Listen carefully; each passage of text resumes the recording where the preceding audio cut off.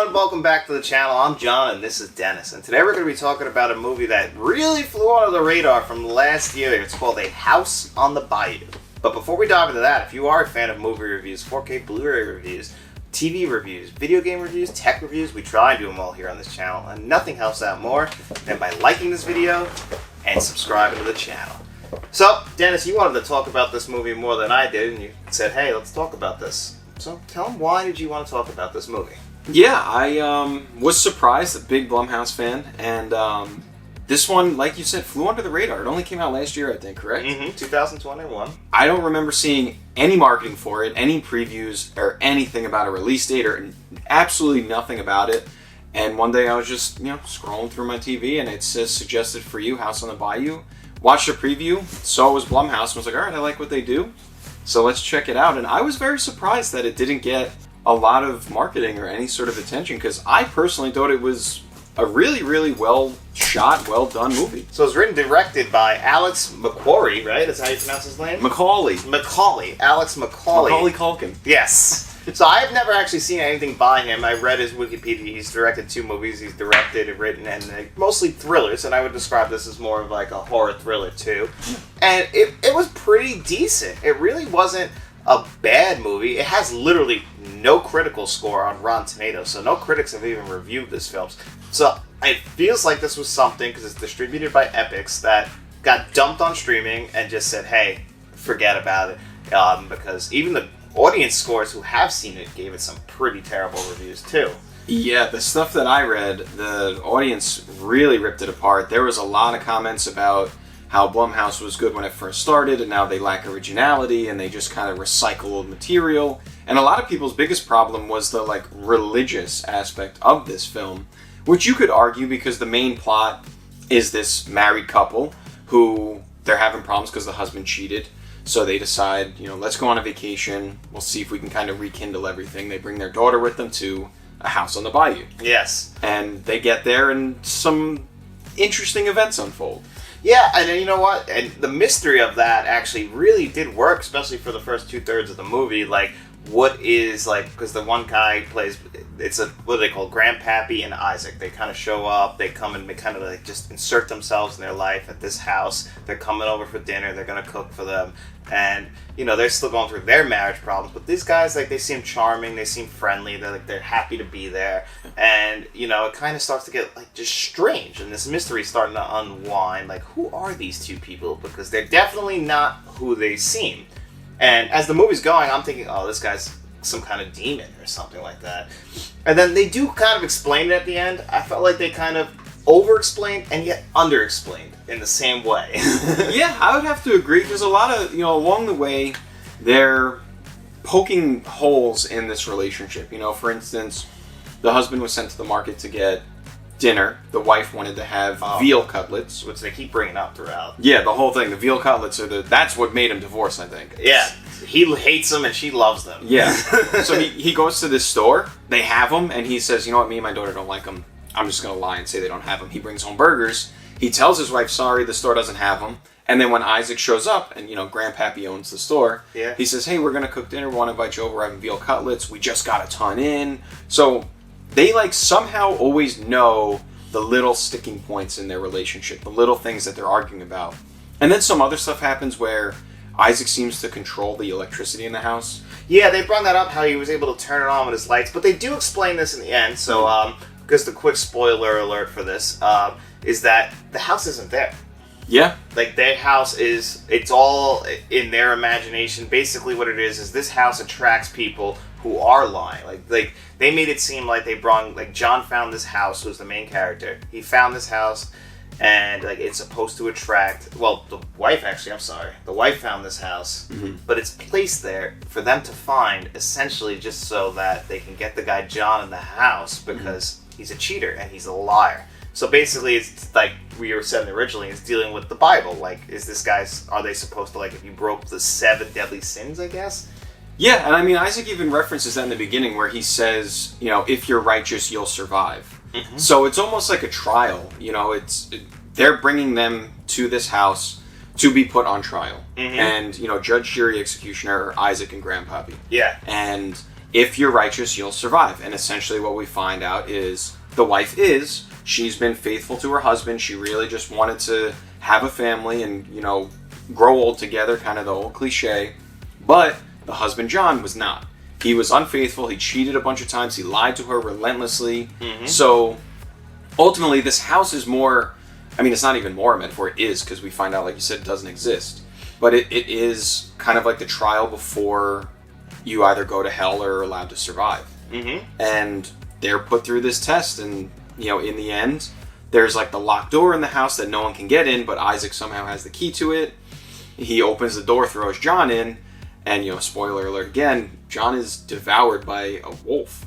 I thought coyote. Or coyote. Yeah, because they brought up coyote. Yeah. So, it's weird, because, I think there's a coyote in there, and then it ends up with those glowing yellow eyes.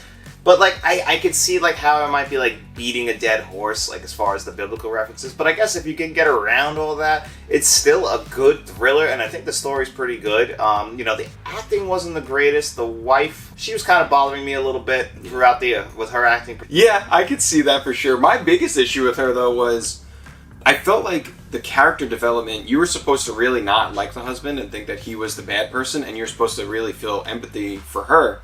But couldn't, right? She was nasty to him. And it's to me, I get it, he cheated on you and stuff, but if that's the case, just leave. Yeah.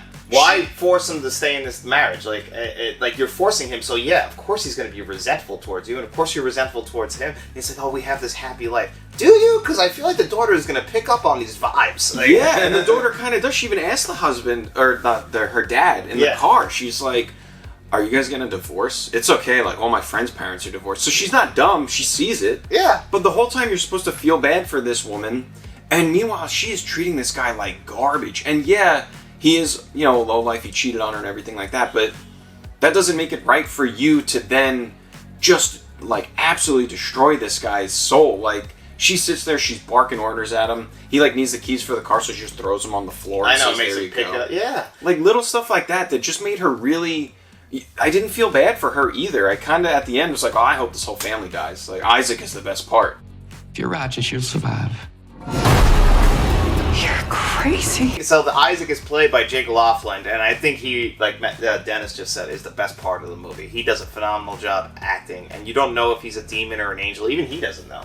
Because when he gets stabbed through his stomach towards the end, and he's where does he get shot, right? Yeah, he gets shot. He gets shot in the stomach, and he's just I don't know. I've been doing this for thousands of years. I don't really know. Maybe I'm just a messed up kid. I don't know. Yeah, he does kind of allude to that. And the thing that I think this movie did really well, which I get a lot of the complaints where it's just a very basic biblical story of a demon testing people, and if you're righteous, you live kind of thing. But even halfway through, Isaac takes John outside, and John all of a sudden says, this wasn't the plan. And we find out that John's plan all along was he came here and hired Isaac and Grandpappy to kill his wife. He says the plan was, you were supposed to come, rob us, and when you locked us in the room, me and my daughter get in the room, and then you just shoot and kill my wife. I survive, I get all the money because she's dead, I collect life insurance, whatever, and then we'll pay you guys.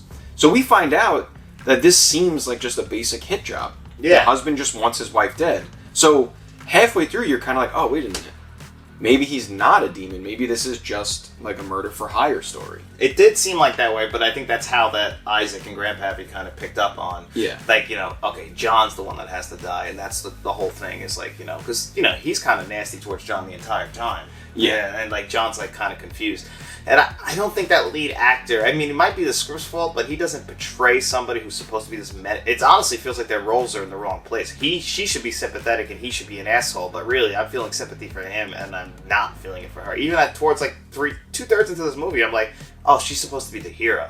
Yeah. And I'm like, she is no hero. I agree though. And that's what I mean this whole time. You're supposed to not like John because of what he did. Because we find out not only did he cheat on her, but then he says, I broke it off with her and I'm not talking to her anymore. And then later we find out that actually before he went on this trip on the weekend, he spoke to his mistress again and said, don't worry, she'll be gone soon and we can be together. So he really is supposed to be the big villain. But again, the roles just, the way they were played, he was so concerned about his daughter, making sure his daughter was okay. He was a very likable guy, despite what he did. As he was a likable father. Yeah. Yeah. And she was just, so mean, so angry, so bitter. And I get it, again, like, she was the one who's been wronged.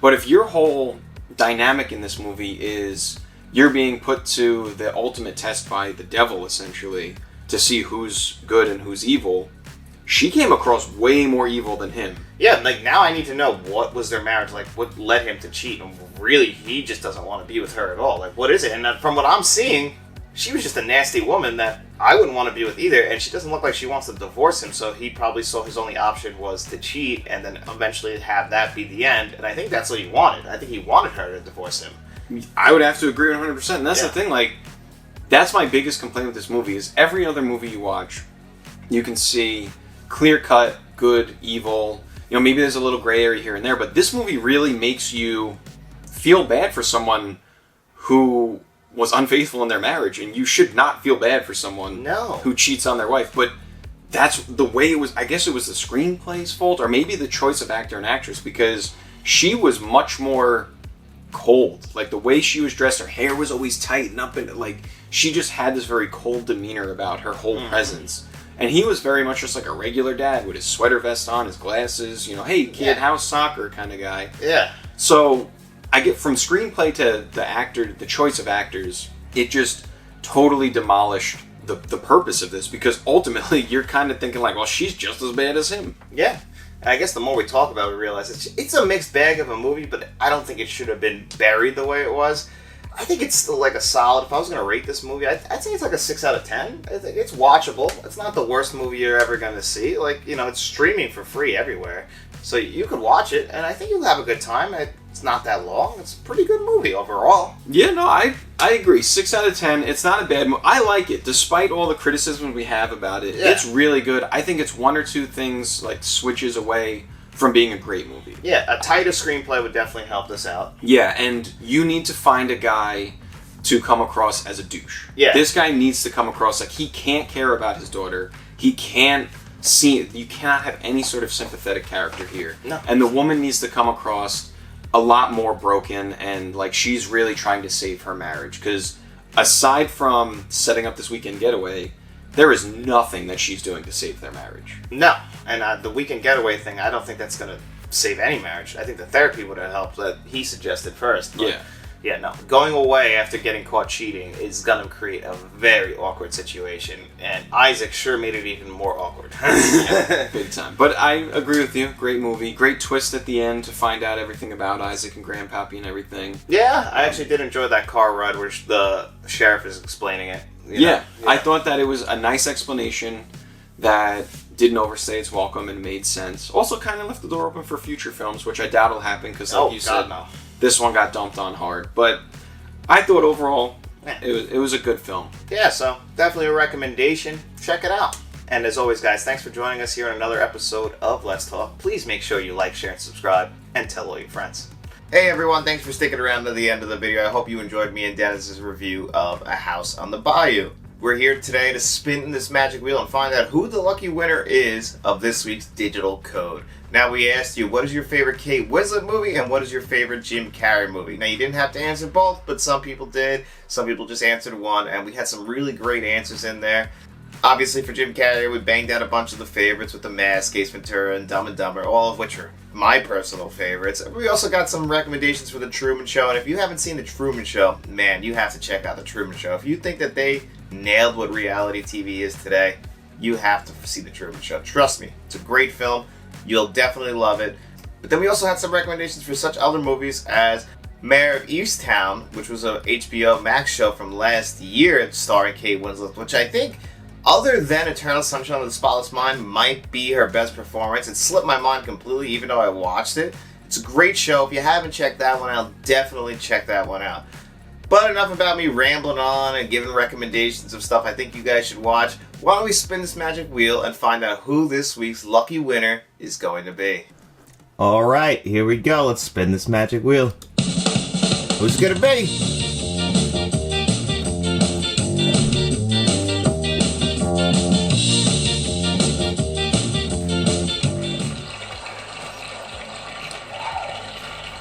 John Dusharm. I'm not too sure if I'm saying your last name right, John. I'm sorry. I really tried, but It's hard for me to nail. But John, congratulations. I'm really glad you won. Definitely reach out to us on one of our social media accounts.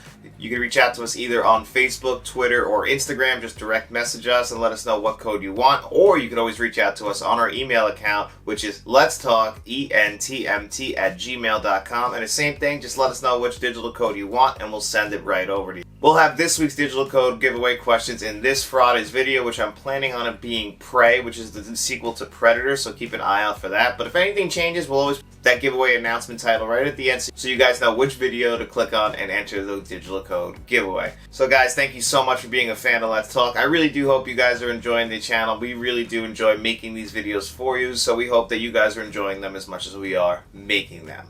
So please guys, make sure you like, share, and subscribe, and you tell all your friends.